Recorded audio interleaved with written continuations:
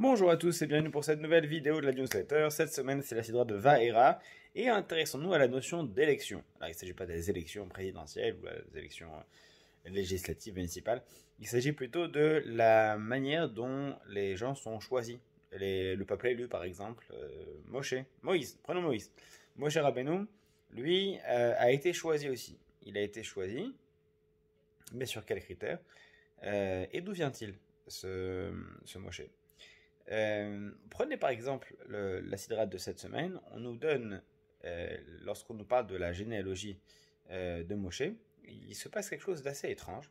C'est que, en fait, on nous donne pas directement d'où vient Moshe dans la sidrate Vaïra. On nous dit Ben Shimon, enfin Ben Reuven d'abord, Ben Shimon, Ben Lévi. D'abord, on nous dit qu'il y a eu Reuven, qu'il y a eu des enfants.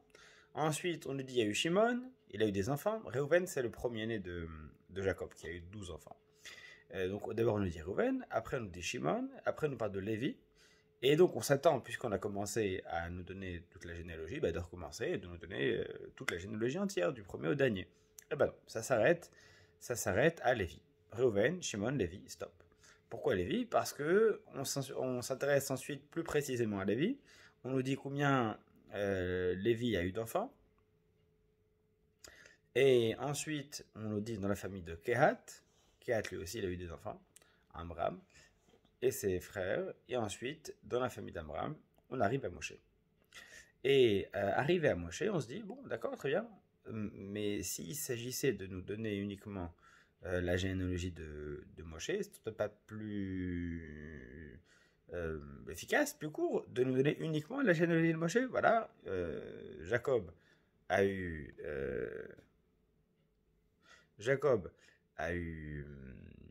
Lévi. Lévi a eu Kehat. Kehat a eu Amram. Et ensuite, Amram a eu Moïse, Moshe. Et voilà, c'est tout. Pourtant, on nous recommence à nous dire, on recommence à nous dire toute la généalogie les uns après les autres. Ce qui est tout à fait étrange. Reuven et Shimon, dans cette histoire, n'ont rien à faire là. Et d'ailleurs, si on commence à nous parler de Reuven et Shimon, les enfants de Jacob, on aurait dû dire également tout le reste. Reuven, Shimon, Lévi, Sachar, Zvulun, etc. Et donner toute la liste, et après revenir à Lévi et nous donner éventuellement sa généalogie spécifique. Pourtant, non, on passe par Reuven, Shimon, Lévi, et ensuite on s'arrête à Lévi, et on s'intéresse à la généalogie spécifique de Moïse. Alors effectivement, nos commentateurs nous disent c'est pour nous montrer à quel point l'ascendance de Moïse était exceptionnelle, parce que en fait il vient pas de n'importe où. C'est son ancêtre, c'est Lévi, et c'était une manière de nous dire que d'abord en reprenant l'ordre chronologique, l'ordre des naissances, on a cherché chez Shimon, chez Reuven qui était l'aîné, on n'a pas trouvé de personne capable d'assumer ce rôle de libérateur. De Messie, de Mashiach, quoi. On n'a pas trouvé. On a cherché ensuite chez Shimon. On n'a pas trouvé. C'est un petit peu Parcoursup, quoi. Ils ont tous postulé. Mais finalement, c'est Moïse qui avait postulé, mais bien plus tard que tout le monde. Finalement, qui lui est retenu. Donc, Reuven n'y a pas, Shimon n'y a pas, Lévi on arrive. Et là, chez Lévi, il y a une famille qui se distingue. Plus que ça encore, on nous dit que c'est pour montrer le caractère exceptionnel de la tribu de Lévi, qui d'une part a vécu plus longtemps que les autres tribus, et donc qui a été celui qui a retardé l'arrivée de l'esclavage tant que les frères de Yosef n'étaient pas encore morts. Il y avait encore un respect des engagements tenus par le pharaon. Mais à partir du moment où ils sont tous décédés, là, eh bien, les engagements qui avaient été tenus auparavant ont disparu.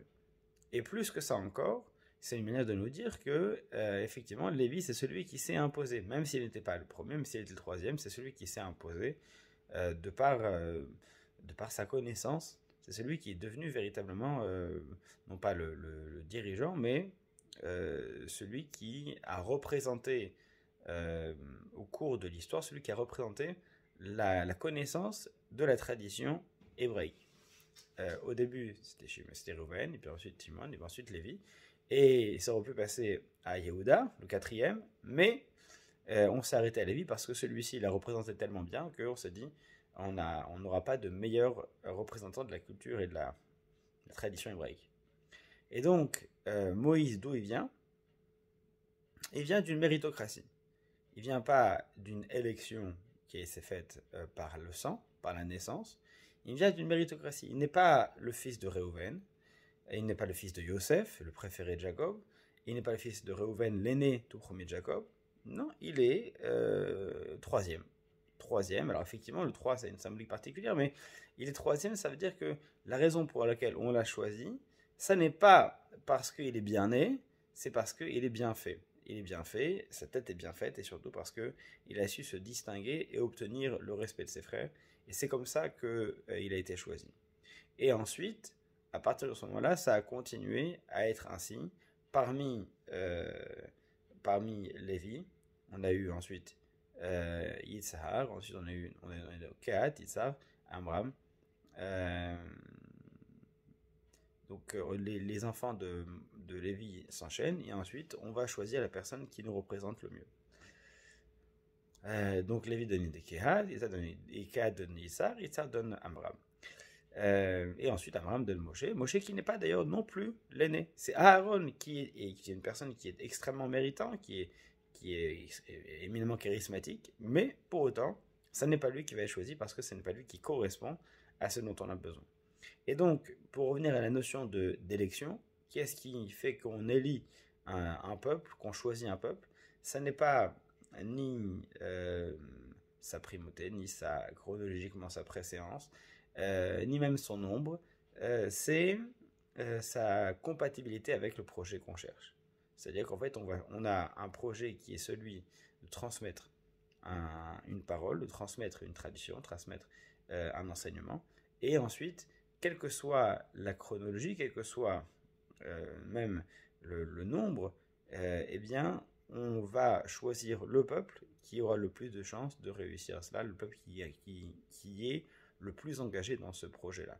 C'est valable pour le peuple d'Israël, c'est valable au plan macroscopique, mais c'est valable également sur le plan humain. Chaque personne eh bien, devrait être choisie pour son investissement et sa compatibilité avec un projet plutôt que de savoir si elle est bien née ou si elle a suffisamment d'amis pour pouvoir soutenir son projet et sa candidature. C'est ainsi que la Torah fait un détour énorme dans les versets, sans aucune raison a priori, pour nous montrer que non, d'abord il y a eu un choix, d'abord il y a eu un sondage, d'abord il y a eu une prospection, et ensuite ce n'est que plus tard, lorsqu'on s'est bien garanti que lui serait la bonne personne, que là il a été choisi, et pas du tout au hasard, contrairement à ce que peut-être Moïse aurait pu croire doutant de ses capacités.